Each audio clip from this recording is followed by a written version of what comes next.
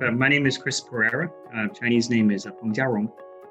I'm from Toronto, Canada originally, and I've lived in China and Hong Kong for 15 years, more or less. I actually came to China as a student to begin with. I spent 4 years in Henan, Chengzhou in central China, which is on the Yellow River. I was a student of language and literature back then, studying ancient history, ancient Chinese, and that sort of thing. I spent 4 years in central China, and from there I moved on to cities including Suzhou and later Shenzhen, which brings me to Hong Kong University of Science and Technology, HKUST.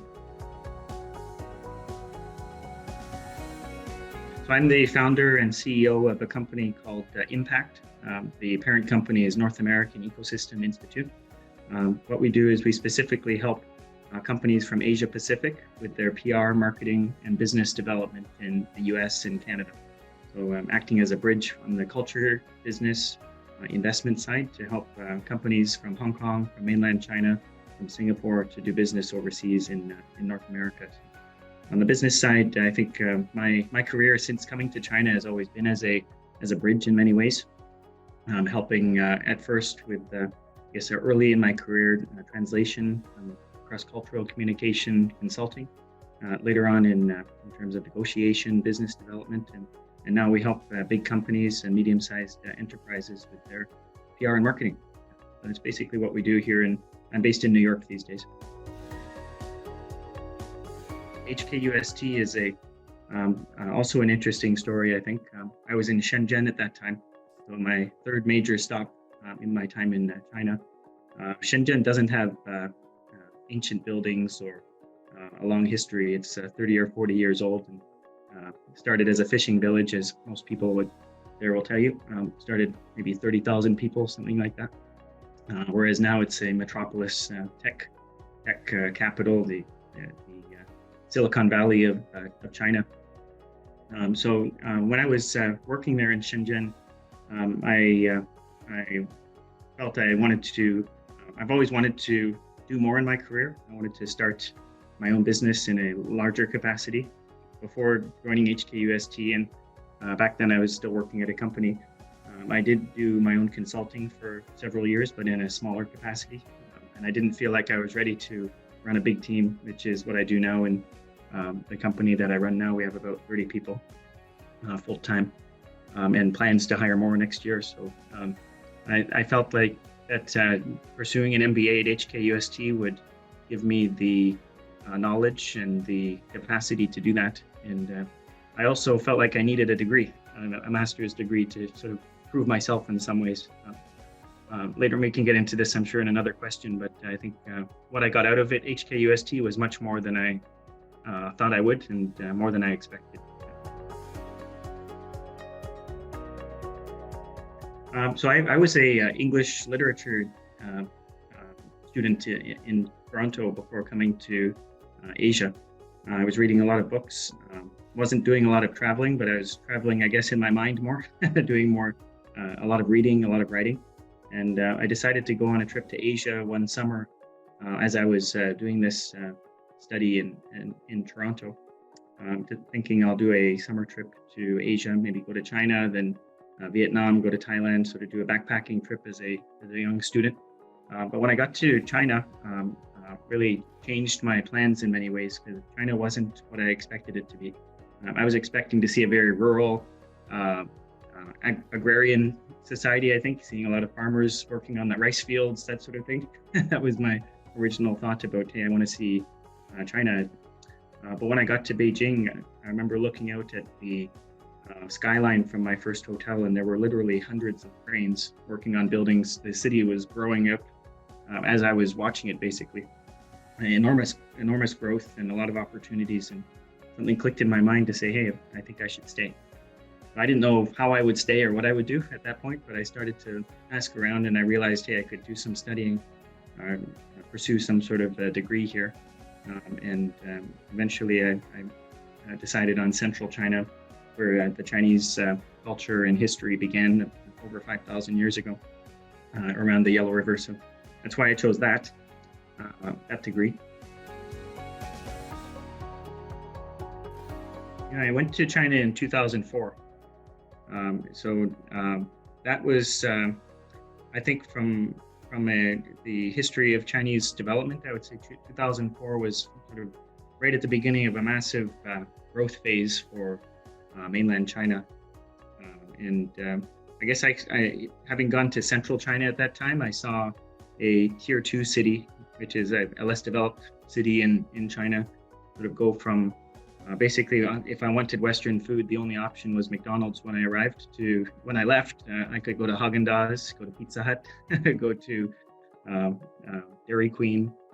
There's malls, there's Starbucks, etc. So those are not everything. This doesn't mean that Western food is everything for me, but they are markers to say, hey, we went from each year got better, and during that period. So I think really saw that development. And nowadays in Zhengzhou, there's a subway, like a transportation subway, not the restaurant subway.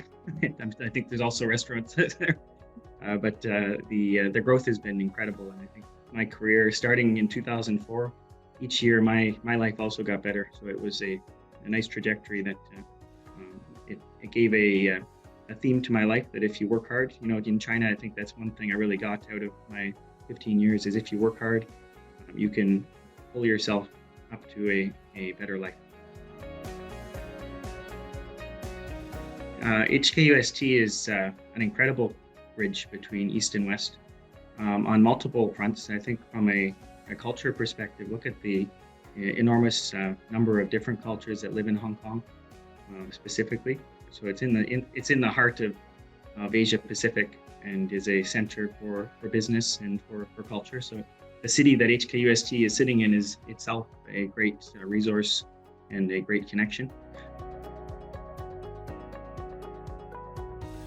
HKUST specifically being a bridge, I think the program that I pursued with HKUST was held half in Shenzhen, so in mainland China, and half in Hong Kong.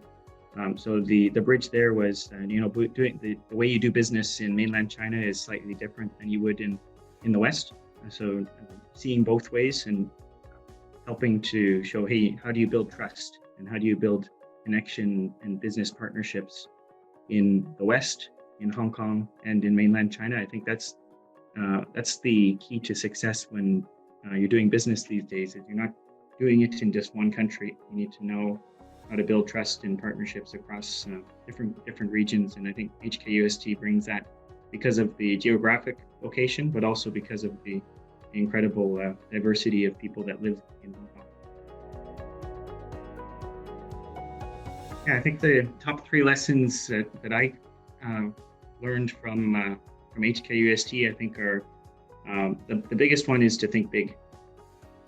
I think if you set a big goal, you probably won't reach that goal, but you'll go higher than you would if you set a smaller goal. I think that's the number one thing that I learned.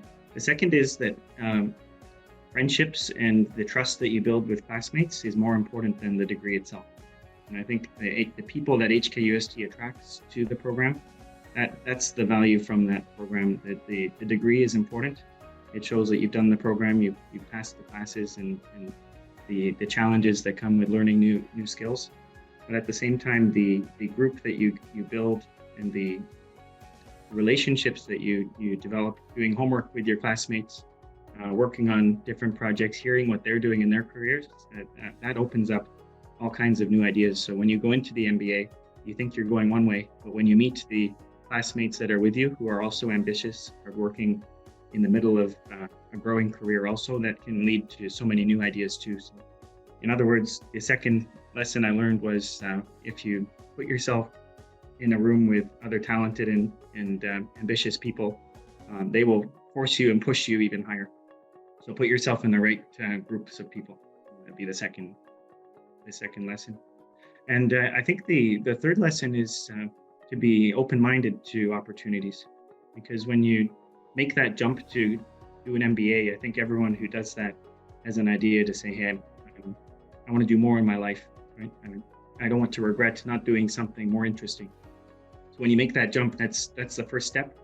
And I think keeping an open mind to the next step after that is very important, because it's very easy to focus on completing the degree, but in those 1 year, the 12 months to 24 months, 36 months, whatever it takes to finish your degree.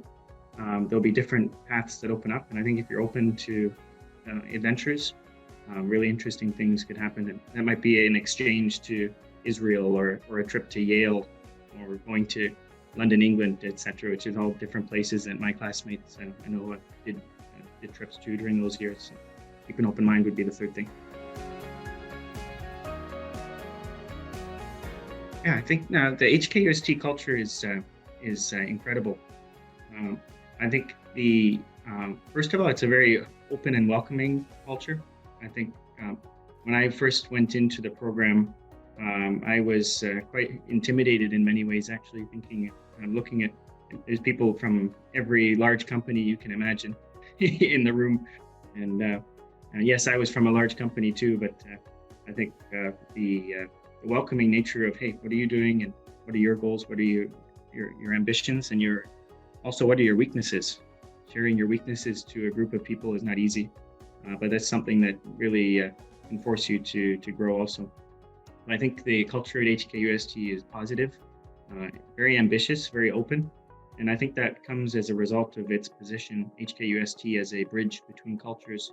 If you want to build trust and really engage between cultures, you need to have an open mind, and a welcoming mind with guide rails for values. And I think the values at HKUST are important also, that I think finding win-win solutions to tough problems around the world is something I've seen professors talk about, and also classmates after they graduated.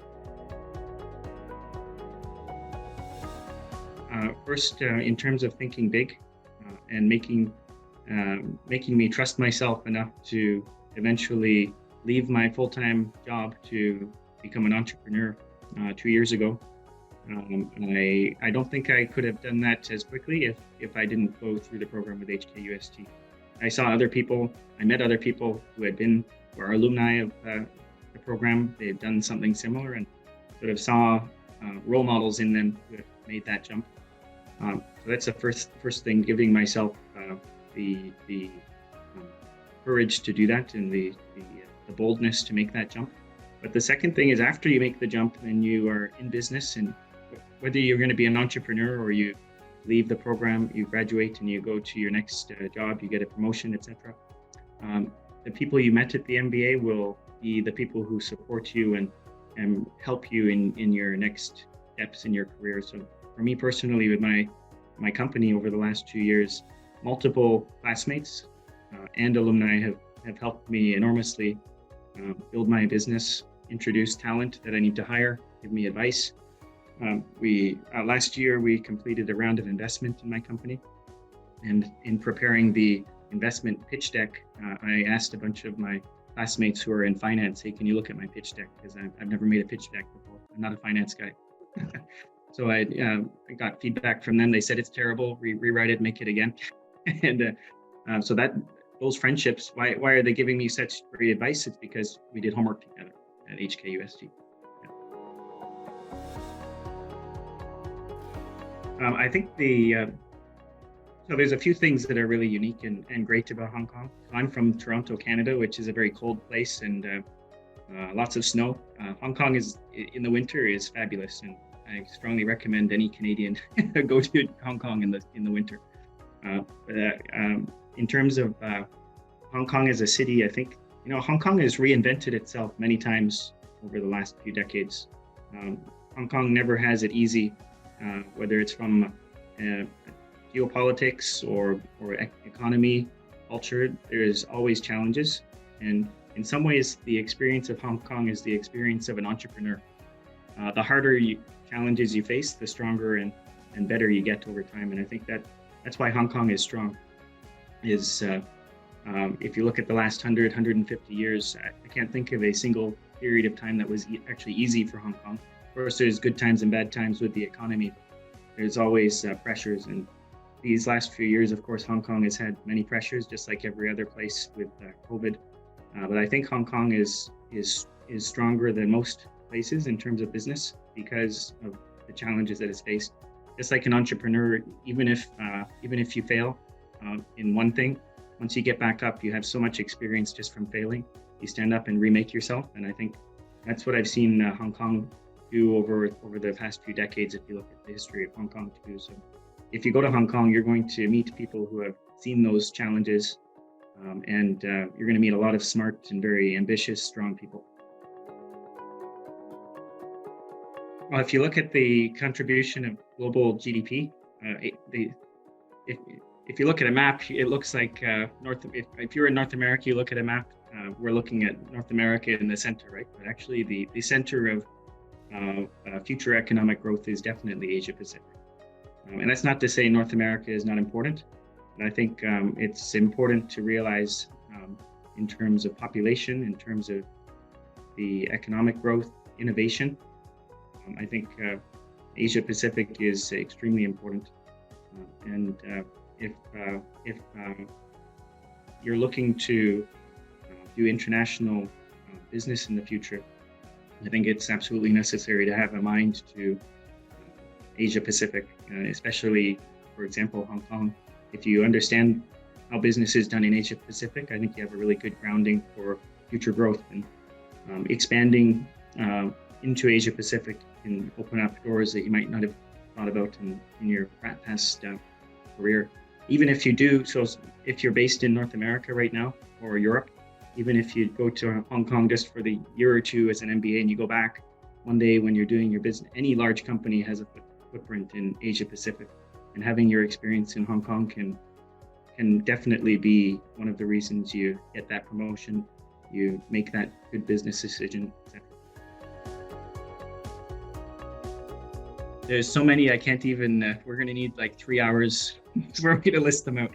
But it's not because I was a foreigner in China, it's because I went to a new country. So if you're Canadian and you go to the United States, which I have done recently, if you're from Egypt and you decide to go to England, if you're Chinese, you go to Turkey, or if you're Canadian and you go to China like me, you're going to face cultural differences and challenges. And I think it's important to face them with a smile. You're going to get, especially if you don't speak the language at first, you're going to get laughed at, you're going to get misinterpreted, you're going to have a bad day. I'll give an example. My first summer in China, I had a headache one day. For some reason, I woke up with a headache, and I really wanted to find an Advil or a Tylenol. So I looked up in my dictionary, okay, this is how I say aspirin, okay, acetylene. So I went to the pharmacy and asked for aspirin. They understood me, but actually they started to tell me, no, you shouldn't take aspirin. That's Western medicine. You should take Chinese medicine. And next time you won't get a headache. And I had a headache, and I was thinking to myself, you know what? I don't care about next time. I have a headache right now, and I need an aspirin. So the very interesting, just a very small example there, but having a headache and not having the ability to express yourself to get the right medicine was a challenge. Getting around town, wanting to, if you're not feeling well and wanting to, like me, I would like to have a bowl of cereal in the morning sometimes if I'm not feeling good. In the city where I lived in the first 2 years, there was no cereal in the whole city that I could find. And no e-commerce back then, of course, so I couldn't go on Taobao or Dingdong or any of those program apps to order it. If I was going to find cereal, I would have to find a physical store somewhere randomly in the city. So those adventures, if you take it with a smile and keep a journal, those can become very interesting stories in the future. I did. It didn't work for me. I'm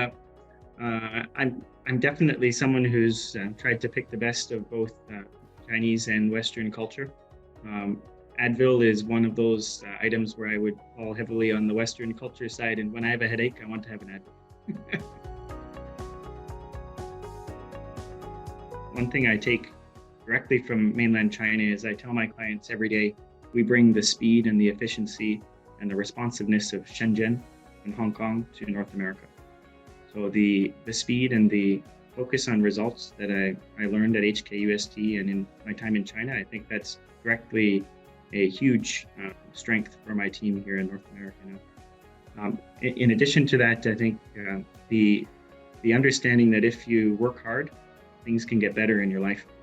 It sounds simple, but I think having seen it happen from 2004 to 2019, when I moved back to North America, massive change in lifestyle for the people who worked hard. I think that that positive, optimistic view on life is very important, especially in the last few years, given COVID and many other economic challenges. I think putting your mind towards improving yourself, and if you improve yourself, your life will improve. I think that's an important lesson we should all take. 天道酬勤是我最喜欢的。Yeah, I think I'll just leave it with that. I think that's a good one. 天道酬勤, which means if you work hard, success will follow. If you're thinking about studying in Asia, I can tell you without any hesitation, you should choose HKUST for 3 reasons. The first is HKUST is not just with you during your time at the school. When you graduate, they're with you side by side, following up after you graduate. From the school perspective, from the alumni association, from your classmates, you're investing in something that will follow you and support you for the rest of your life. The first thing. The second is HKUST is in a city that thinks big and reinvents itself over time. And I think you want to be in a place that's resilient and has a history of being resilient. So I think being in the right place, like I mentioned earlier, you want to put yourself in the right environment around the right people to succeed. And I think Hong Kong is that place. And the third is if you are looking for an MBA that's going to help you think big and put you in a classroom with top tier experienced professors from all walks of life, all different cultures, and you want to learn how to do business across Asia Pacific, and HKUST is your best choice. And I should say one more thing, that if you work hard, you're also going to fail. You're going to fall flat on your face, and no success will come to you at all in your first, second, third, fourth, fifth try. So I think the Western side of my views on life, I think, would be also, you fall down 7 times, you stand up 8, right? So to be hit down is the greatest honor, because it meant you tried, right? So there's a really famous speech by Churchill, I believe, who is called The Man in the Arena. And the basic point of the poem is, the basic point of the speech is the credit goes to the man or the woman who's in the arena. If you get hit down, you're covered in sweat and blood, but you're in the arena. So it's easy to criticize anyone doing something, trying to do something. Very hard to do things, actually. So one thing I've really learned being an entrepreneur is when you quit your job, you start something, there's 1,000 people with lots of ideas and criticism and suggestions that they'll tell you every day, hey, you should focus on this group of clients, you should do this, you should do this. But the credit really does belong to the person who's in there making the proposal, trying to talk to the client. Very easy to criticize, very difficult to do. It's interesting to ask, what does it mean to do business, right? And I think the key to how do you do business? So it means you're making a win-win or a mutually beneficial trade or cooperation with another party, right? How do you get someone to be willing to do that with you? You need to have trust. So business is all about trust.